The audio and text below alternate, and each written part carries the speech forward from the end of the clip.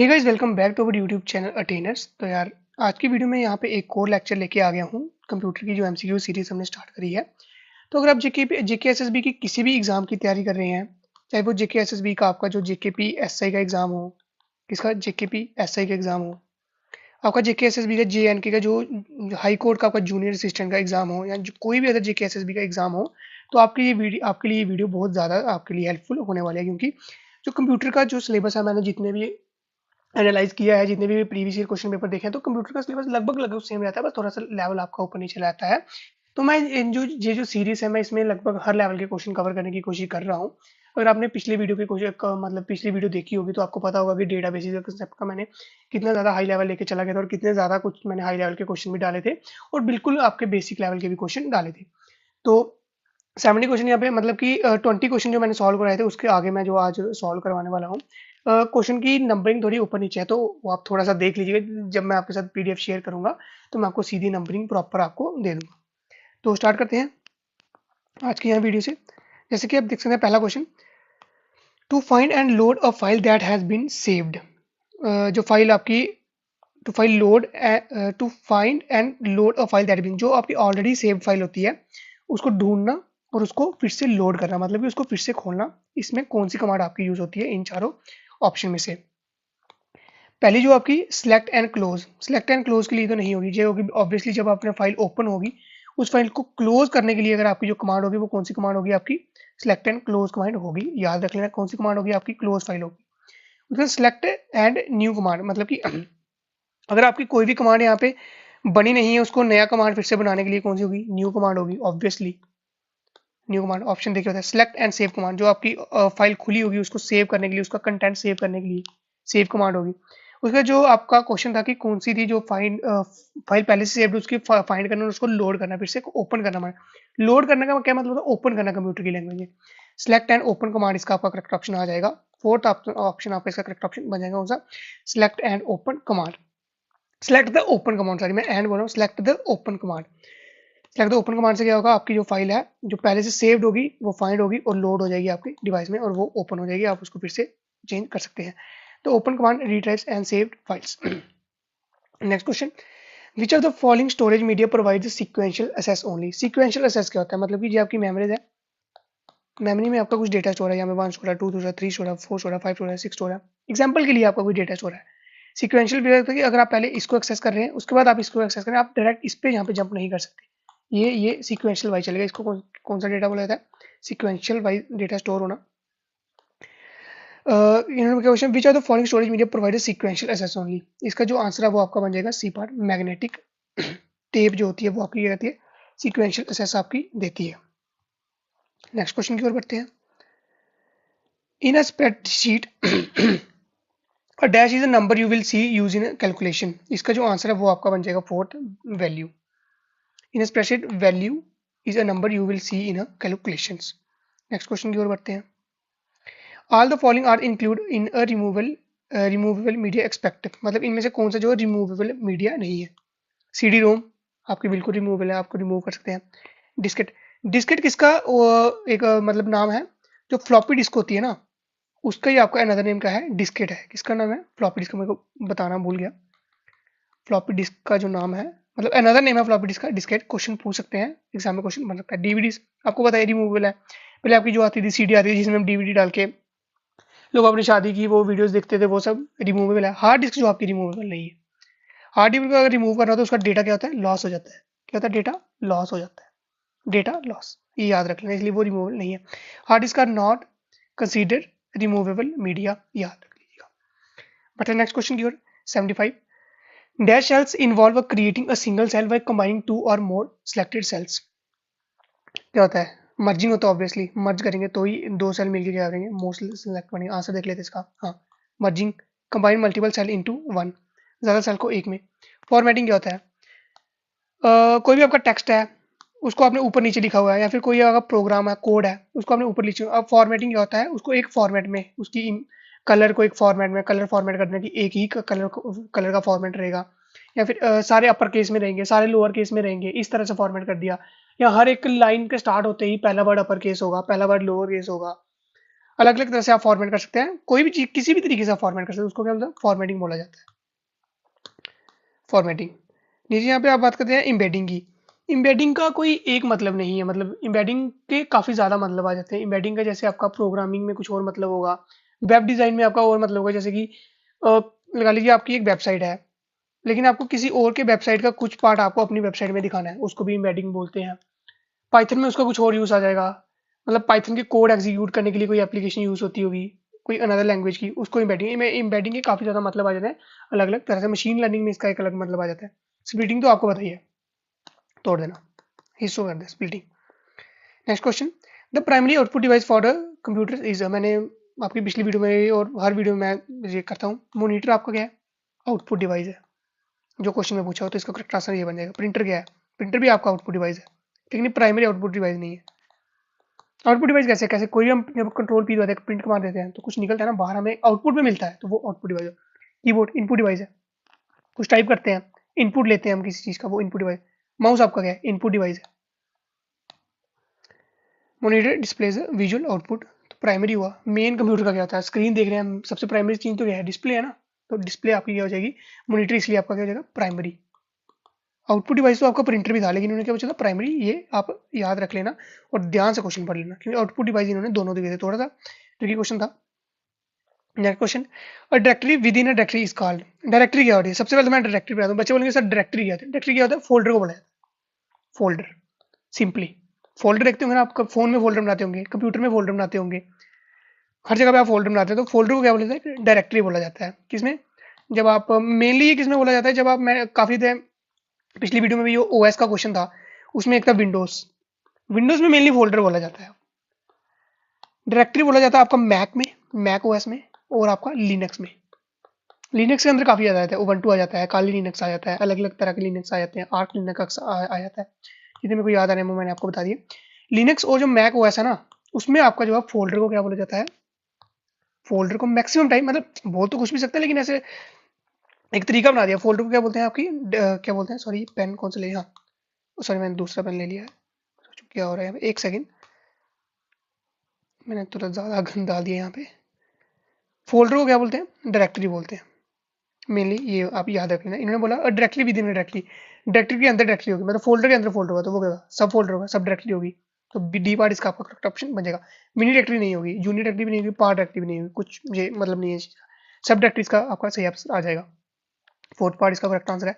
सब directories organize files within a directory, मतलब एक आपका फोल्डर है, लगा लीजिए आपने फोल्डर बनाया म्यूजिक्स नाम का, म्यूजिक नाम का आपका फोल्डर है, फोल्डर के अंदर आपने एक और फोल्डर बना दिया ओल्ड सॉन्ग का, न्यू सॉन्ग का, पंजाबी सॉन्ग का, डोगरी सॉन्ग का, यही है डायरेक्टरी। डायरेक्टरी के अंदर डायरेक्टरी, सब डायरेक्टरी, मतलब हायरार्किकली बेसिकली ये वर्क करता है। मेरे को ये वर्ड प्रोनाउंस करने में बहुत दिक्कत होती है, पता नहीं क्यों।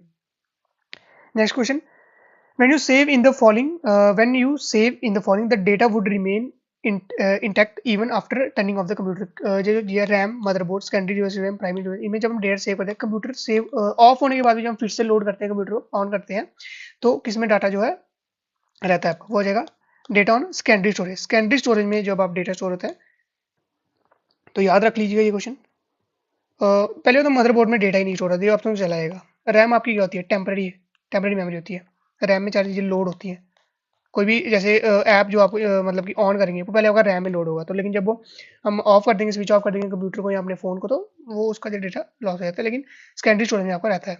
Next question, S M T P, F T P, D N S और द एप्लीकेशन ऑफ लेयर, ये किस चीज़ की लेयर है, ये क्या है, प्रोटोकॉल्स हैं बेसिकली। क्या है ये, प्रोटोकॉल्स, याद रख लेना ये तीनों। ये एप्लीकेशन की है, आई थिंक, हाँ फोर्थ इसका करेक्ट ऑप्शन है। These are the protocols at the application layer. Which of the following is not a common feature of the software application? A menus, to Windows, C help, for such, इसका जो answer है वो आपका B पड़ा जाएगा, Windows। Not all application use Windows as a UI feature, मतलब सारी application क्या कहते हैं, विंडोज के फीचर को एज ए यूआई फीचर नहीं लेते। यूआई क्या होती है, जो आपको सामने डिस्प्ले हो रही होती है। और नंबरिंग देख लें, मैंने कहा था नंबरिंग उल्टी पुल्टी हो गया थोड़ी सी, तो वो जब मैं आपको वीडियो दे दूंगा, मतलब पीडीएफ दूंगा, तो सीधा करके मैं आपको दे दूंगा। Next question, hardware devices that are not part of the main computer system and are often added later to the system are। मतलब जो हार्डवेयर डिवाइस होते हैं, कुछ हार्डवेयर डिवाइस जो मेन पार्ट नहीं होते कंप्यूटर का, लेकिन फिर भी वो कंप्यूटर से कनेक्ट, कौन सा वो क्लिपबोर्ड। क्लिपबोर्ड क्या होता है? कुछ भी आप कॉपी करते हैं वो एक जगह कॉपी फोन में भी यूज होता है, जब कीबोर्ड के आपने क्लिपबोर्ड यूज किया होगा, उसमें जो जो कॉपी की होती है अपनी चीज ने सेव की होती है वो वहीं पे कॉपी रहती है, पिन रहती है। वो क्लिप आर्ट है, sorry clip art, clip board, मैंने क्लिप बोर्ड का बता दिया, सॉरी मैंने पढ़ा नहीं। तो क्लिप आर्ट है। हाईलाइट्स आपको बताइए, हाईलाइट्स भी एक तरह का वही होता है, इंटरनली होता है। कुछ भी जो आपने हिस्ट्री मान लीजिए, हाईलाइट्स क्या है? हिस्ट्री। एग्जीक्यूट क्या होता है? प्रोग्राम को एग्जीक्यूट करना, चलाना किसी चीज को एग्जीक्यूट। तो ये तो कुछ नहीं। तो पेरिफेरल्स, पेरिफेरल्स आपका क्या इसका करेक्ट आंसर आ जाएगा, जो अदर पार्ट्स होते हैं peripherals such as printer, scanners, external devices, जो कहते हैं मेन पार्ट नहीं है कंप्यूटर का, लेकिन वो उसकी फंक्शनलिटी को बढ़ाने के लिए क्या उसके कंप्यूटर के साथ कनेक्टेड होते हैं। Next question, all of the following are the example of the real security and the privacy risk expect. A hackers, B spam, C virus, ये आइडेंटिटी थेफ्ट। इसका आंसर जो है स्पैम आ जाएगा, बी पार्ट आपका correct option बन जाएगा। आप यहाँ पे पढ़ के देख लीजिएगा। Next question, movie an icon on the desktop is termed as. Icon को मूव करते हैं डेस्कटॉप को, उसको क्या बोलते हैं? डबल क्लिकिंग नहीं, हाईलाइट्स नहीं, ड्रैगिंग। यस, सी पार्ट है इसका करेक्ट ऑप्शन बन जाएगा। पर ना एक जगह से दूसरी जगह करते हैं, ड्रैग, ड्रैग बोलते हैं, dragging. Dragging involve clicking and holding an icon that moving into a desirable location. Pointing क्या होता है? पॉइंटिंग होता है किसी चीज को पॉइंट करना, कर्सर से pointing. Next question, modem is connected in between a telephone line and a. जो मॉडेम है किसके बीच में होता है? टेलीफोन लाइन और कंप्यूटर के बीच में होता है। प्रिंटर के बीच में नहीं होता है, स्पीकर के भी नहीं होता, माइक्रोफोन के भी नहीं होता है। Modem converts a digital data to analog for a transmission over a telephone line and connected to a computer. Next question. The blinking symbol that indicates the next chapter will appear at which place is a? Delete की, control की, cursor या return की? Cursor, obviously cursor के ऊपर जो last cursor होता है वो indicate करता है। The blinking symbol indicates the next character will appear, चल मैं chapter बोल दिया यहाँ पे, character will appear at which place, मतलब जो next character है, जब हम टाइपिंग करते हैं नेक्स्ट करेक्टर यहाँ कहाँ पे पता लगता है? जब कर्सर यहाँ पे तो पता लगेगा नहीं, यही आएगा। The cursor is a visual indicate of where a text or the input will be entered on the screen. बहुत ही ज़्यादा सिंपल क्वेश्चन था। सब लोग कंप्यूटर, फोन कहीं भी टाइप कर रहे हो तो कर्सर यहाँ पे तो वहीं पे अगला करेक्टर आता है। The display bar that list all the open folder and the application is, कौन सा होता है वो? टास्क बार होता है। हाँ, इन्होंने पूछा कि उस बार का नाम क्या है जिसमें सारी फाइल जो दैट लिस्ट क्या करता है? All the open folder and the active applications. यहाँ पे नीचे होता है ना टास्क बार आपका। जब आप कंप्यूटर चलाते हैं, एक्चुअली विजुअलाइज करवाए तो बहुत ज़्यादा, ये देखिए मैं आपको बता देता हूँ। यहाँ पे आप देखें निकलते हुए ये सारे मेन्यू, ये सब वगैरह यहाँ पे हाईलाइट नहीं हो पा रहा है, ये सब देखते हैं यहाँ पे, ये सफारी, फोटोज, ऐप स्टोर, ये सब। तो ये क्या है आपका? टास्क बार है। ऐसा ही कंप्यूटर में टास्क बार होता है। विंडो लिस्ट में नहीं आएगा। Next question, a large space common in most of the windows, a large space common, हाँ, in most of the windows display at the background of the main icon screen is application view, work area, project, tool bar. The work area is, इसका जो आपका correct option आएगा वो B part आ जाएगा। The work area is a desktop environment where icon and application are displayed and access. Next question, a photography or image displayed at the background of the Windows main icon screen is called wallpaper, obviously। हाँ, ए part सबको बच्चे ऐसा question है, wallpaper ही होता है। क्या बोला है? फोटोग्राफ या कोई भी इमेज जो बैकग्राउंड में दिखती है किसके? आइकन्स के, वो क्या होता है? वॉलपेपर होता है। फोन में भी लगाते हैं। स्क्रीन सेवर नहीं, स्क्रीन सेवर क्या होता है? बैटरी बचाता है, आप सेव्स बैटरी। विंडो सीम क्या होता है? कि पूरा आपका जो विंडो है, मतलब जो कंप्यूटर पे आपके आइकन दिख रहे हैं वो किस कलर के दिखेंगे, वो कहता है विंडो थीम आता है। याद रखना क्या? Window theme. एक्टिव डेस्कटॉप होती है। आजकल क्या होता है कि विंडो में नया सिस्टम आया हुआ है, पता है? मतलब कंप्यूटर्स में काफी देर से है, वैसे तो नया नहीं है।